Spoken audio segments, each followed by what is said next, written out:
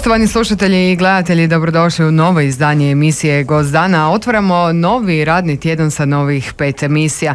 A danas imam ponovno zadovoljstvo, već ne znam koju godinu za redom, mislim da će biti jedno 5. ili 6. godina, da nam je stiglo betlehemsko svjetlo u ovaj studio. Betlehemsko svjetlo kao svjetlo nade, svjetlo mira u ovim teškim vremenima u kojima pokušavamo pronaći i neke vedrije teme. Sigurna sam da će iz odreda izvođača Vladimir Nazor itekako nas počastiti nečim vedrim, a poznata lica su u ovom studiju, pa krenimo redom.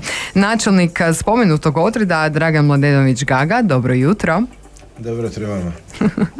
I moja draga kolegica, ali izviđačica Dora Gornik, inače predvodnik Jata sa licencom. Dobrodošla, Bok. Bok, Eva. Dugo se nismo vidjela. Od jutros. Od jutros, tako je.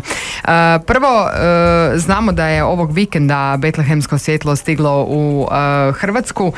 Malo drugačijeg aranžmana zbog neprilika koje se nalaze na tom području zemlje. U Austriji su uspjeli održati svjetlo upaljeno još od prošle godine, pa je onda drugačiji malo sistem bio ove godine dolaska ponovno betlehemskog svjetla u Hrvatsku.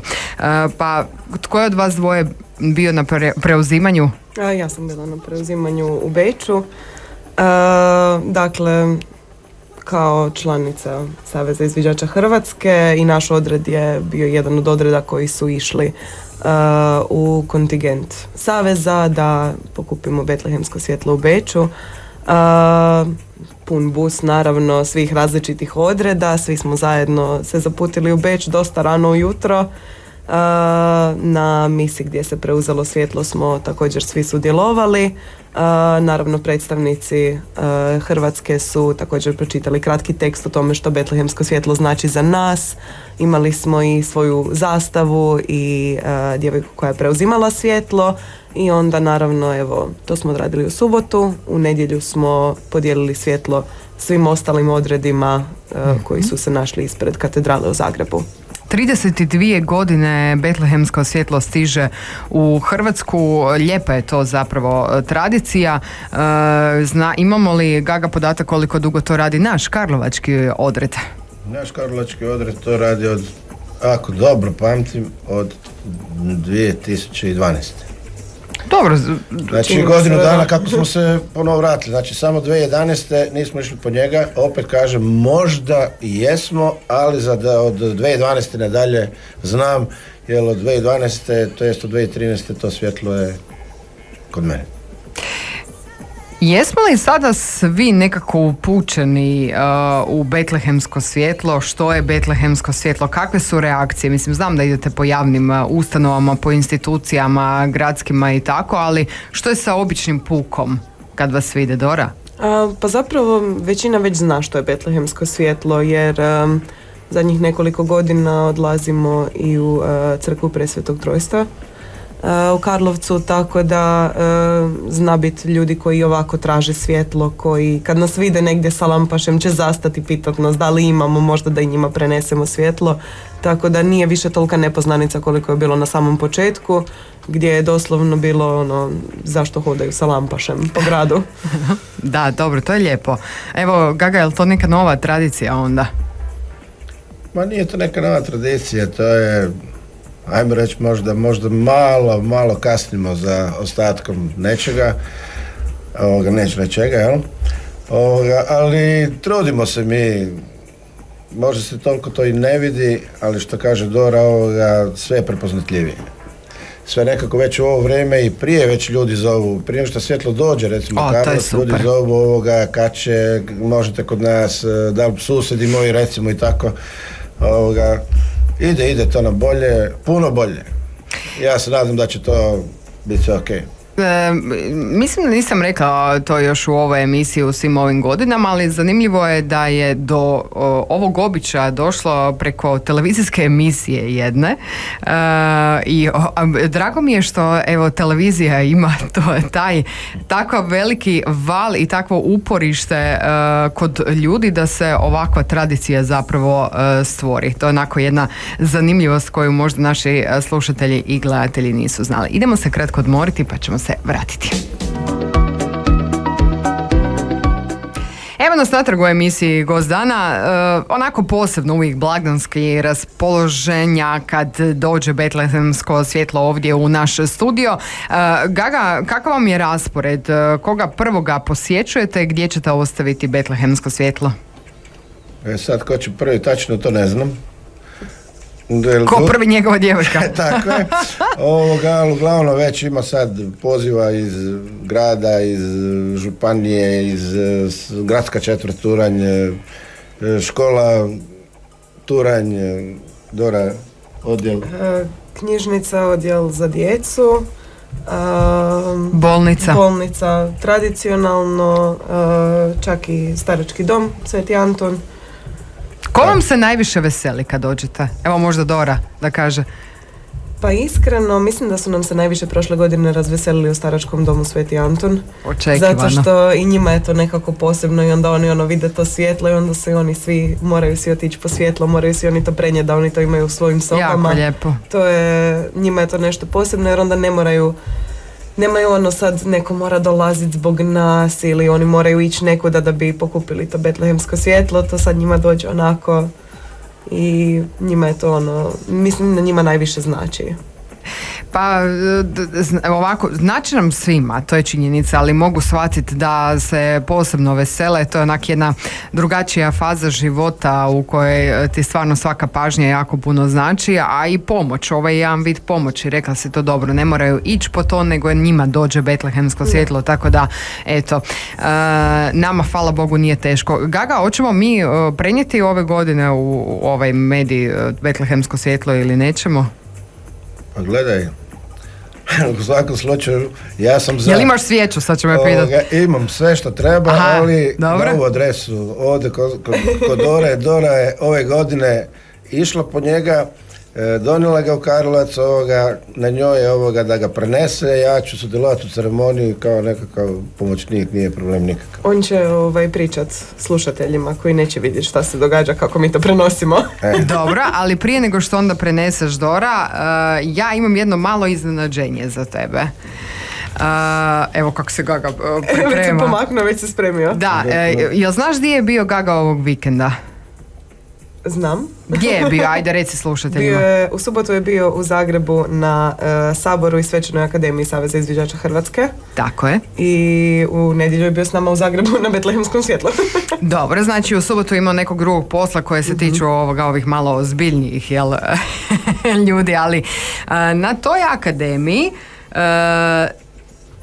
je zapravo jedno ime onako posebno istaknuto povodom srebrnog počasnog prstena za Maremu kojeg si, draga Dora, dobila ti. Ja mi nisi rekao. Pa bravo kolegice Dora! Hvala. Srebrni počasni, pa znam da ti nije rekao. Srebrni počasni prsten je ovdje. Evo ga, sve je pripremljeno, napravljeno. Da. Bravo Dora. Bravo Dora. Moram ustati. Mora se Dora ustati. Dora će u ovoj emisiji dobiti ono što nije znala. Gledaj kako se trese. Slatkica. Aha. Ja se tresem. Da, oboje se tresete. Ovo je stvarno jako lijepo. Hvala. Čestitam Dora, ja bi se ustala, ali ne mogu, znaš i sama da se ne mogu ustati. I još jedan dio, znači Dora je dobila i za 10 godina. Spomen znak za 10 godina. Makar ima i više od 10 godina. Jer sam 13 godina već u Savezu izviđača Hrvatske. Ja. I sad sam napokon dobila spomen za 10 godina. Ajmo ovako, samo da našim slušateljima i gledateljima koji možda nisu upućeni, dakle sad imaju prilike vidjeti oni koji nas gledaju, da Gaga ima zlatni prsten, a Dora je dakle dobila srebrni počasni prsten za Maremu. Pa evo Gaga, što to znači u svijetu izviđača? Znači, srebrni i zlatni prsten izviđača Hrvatske spada u kategoriju odlikovanja. Znači, srebrni početni prsten, samo riječ govori, srebro, zlato, mislim, ne da se ja sad veličam nju ili nje, znači, Dora je dobila to za rad, pa neću reći sad u onom rudarskom smislu teški rad, ali stvarno puno radila i puno je bilo odricanja u toj cijeloj priči, znači to je trebalo u nekakvih 3 godine složiti nekakvih, bilo je na nivou saveza pa na nivou grada i županije 6 aktivnosti koja je morala odraditi i sudjelovati u pripremi i samoj provedbi. Do toga ima i više, puno više, ali i to ću reći sada, znači srebrni početni prsten koji je dobila Dora Gornik nije bio predlog naš od udruge, znači nisam ja ispred udruge nju predlagao, nego je to dobila direktno od Saveza izviđača Hrvatske, pogotovo za odrađeno zborovanje što je bilo u 5. mjesecu kod nas u Karlovcu. Ma svaka čast. Dora, kraljice. Bravo. Očekivala sam znaš, neku suzu u oku. Dobro se ti držiš. Ja imam veću tremu od tebe, ko da sam ja dobila srebrni prsten. Pokušavam da se ne rasplačem, ako ćemo biti iskreni. Eto, dobro, bit ću ti ja, to ću te ja utješiti. Osim toga, suze radosnice su jako dobre i zdrave i zaslužila si to. Evo, Gaga, šta je sad, Gaga? Ništa. Hoćemo sad kolektivno svi plakati. Ja sam inače poznat po tome, znaš. Te emocije kad kod mene prorade, mene ne dira, da li jedan čovjek, 5 čovjeka, ali 1000 ljudi, meni ako se plaće, ja ću plakati, to je to. Eto, u trećem dijelu emisije možemo samo cviliti onda. Ali što se tiče tebe, Dora, meni je genijalno da netko ko je mlad, da niti u jednom periodu svog života nisi odustala od izviđača, da si radila i cijelo vrijeme se trudila, prenašala svoje znanje na one mlađe generacije i da niti faks, niti ne znam, razni poslovi, niti društva u kojima si se kretala, te nisu odvojili od toga. To je zapravo onak, po meni, jedan veliki palac gore. Se slažeš sa mnom? Apsolutno. Bilo je vremena kad nisam dolazila na sastanke, kad nisam sudjelovala onoliko koliko bi mogla, ali zato je svako ljeto bilo posvećeno izviđačima, uvijek se nešto radilo, kad je trebalo, možda kad su dolazili francuski izviđači, pa kad je trebalo prevoditi, da i nisam radila možda cijele godine u izviđačima, idemo preko ljeta, barem nešto. Uvijek se moralo nešto za izviđače odraditi, uvijek je to bilo posebno neko mjesto u srcu.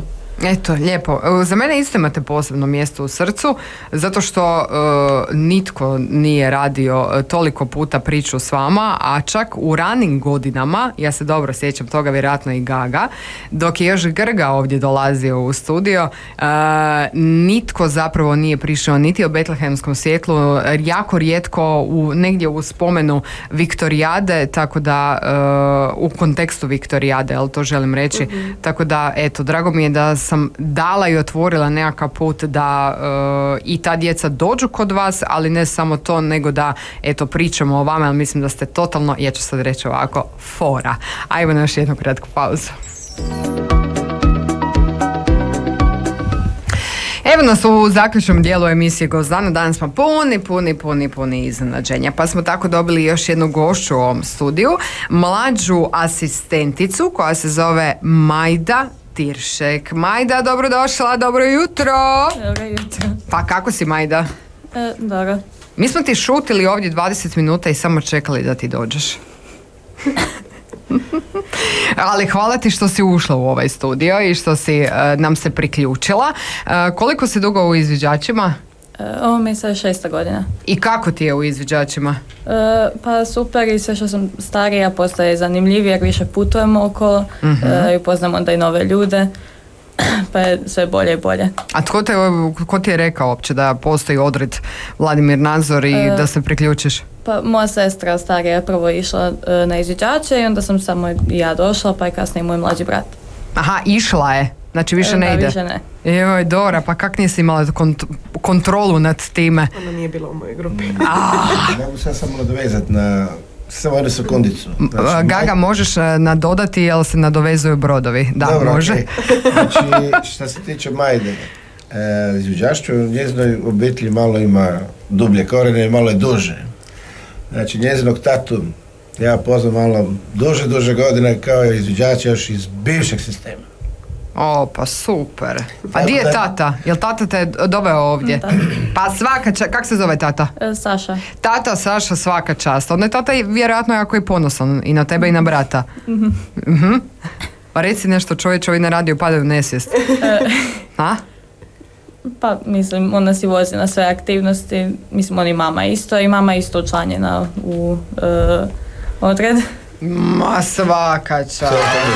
Pa ovo je super priča.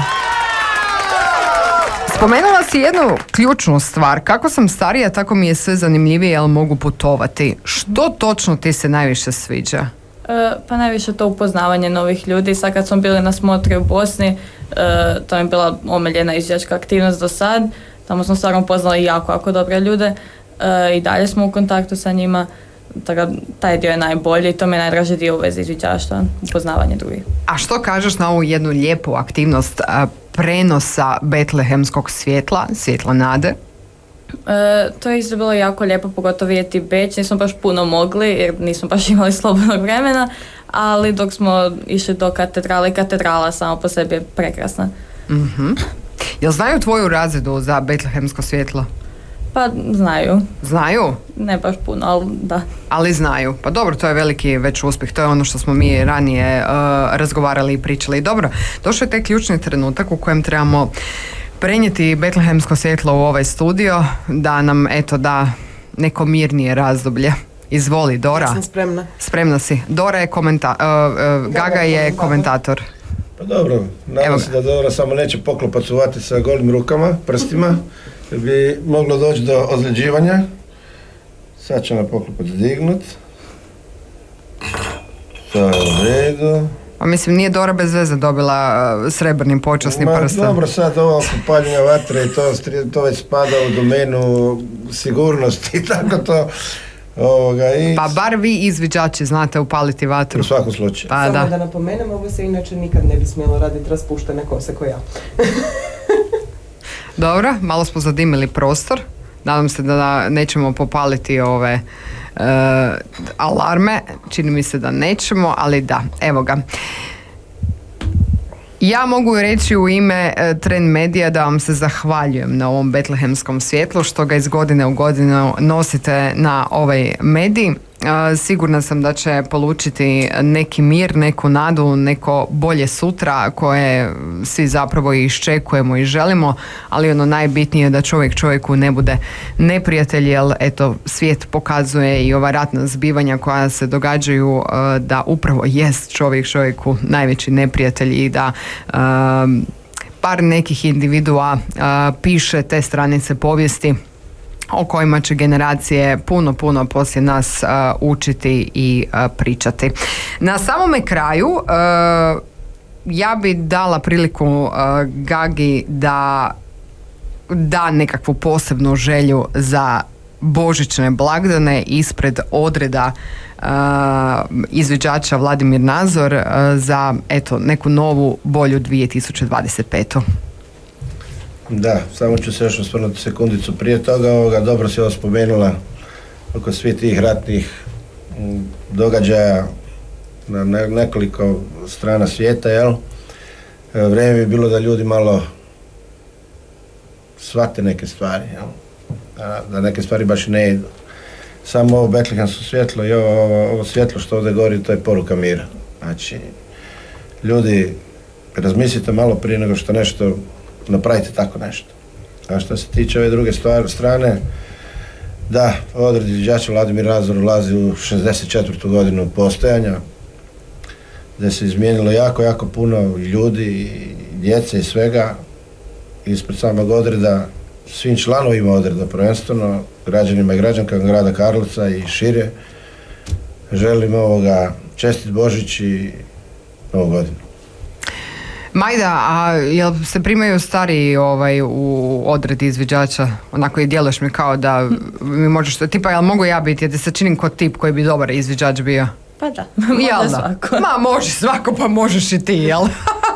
Genijalno. Dora, hvala ti puno, čestitke još jedanput. Ovo je bila prava ekskluziva u ovoj emisiji. Dobiti srebrni počasni prsten za Maramu nije mala stvar. Majda možda bude imala prilike, a znam da nisi znala tu informaciju, tako da stići ćeš čestitati Dori nakon ove emisije. Ja vam se želim zahvaliti i ove godine što ste uljepšali i utoplili ovaj studio i dogodine vidimo se. Hvala vam puno. Hvala. Poštovani gledatelji i slušatelji, mi se družimo sutra u isto vrijeme na istome mjestu i jedino što je drugačije, to već svi znamo, su tema i gosti.